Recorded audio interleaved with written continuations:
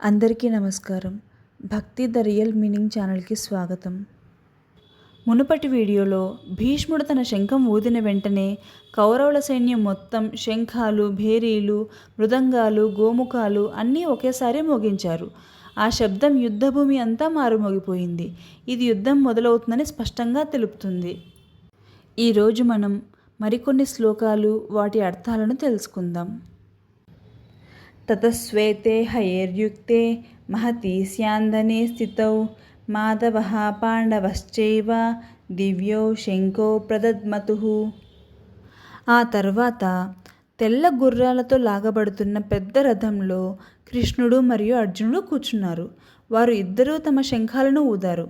కృష్ణుడేమో తన పంచజన్యం అనే శంఖాన్ని ఊదాడు. మరి అర్జునుడు దేవదత్తం అనే శంఖాన్ని ఊదాడు. ఆ శబ్దం వినిపించగానే యుద్ధభూమి మొత్తం ఒక కొత్త శక్తితో నిండిపోయింది. ఇది పాండవులు శాంతంగా మరియు బలంగా ఇచ్చిన సమాధానం. పాంచజన్యం హృషీకేశో దేవదత్తం ధనుంజయః పౌండ్రం దద్మో మహాశంఖం భీమకర్మావృకోదరః. ఇప్పుడు భీముడు మరియు యుధిష్ఠిరుడు కృష్ణుడు మరియు అర్జునుడితో కలుస్తున్నారు. భీముడు ముందుకు వచ్చి తన పెద్ద శంఖం అయిన పౌండ్రాన్ని ఊదాడు. ఆ శబ్దం చాలా గట్టిగా, భయంకరంగా వినిపించింది. యుద్ధభూమి మొత్తం కదిలిపోయినట్టు ఉంది. అదే సమయంలో యుధిష్ఠిరుడు తన అనంత విజయం అనే శంఖాన్ని ఊదాడు. ఆ శబ్దం మాత్రం శాంతంగా కానీ ధైర్యం నింపేలాగా ఉంది. ఇది పాండవులు మేము సిద్ధంగా ఉన్నాం, ధర్మం కోసం పోరాడతాం అని చెప్పినట్లుగా ఉంది.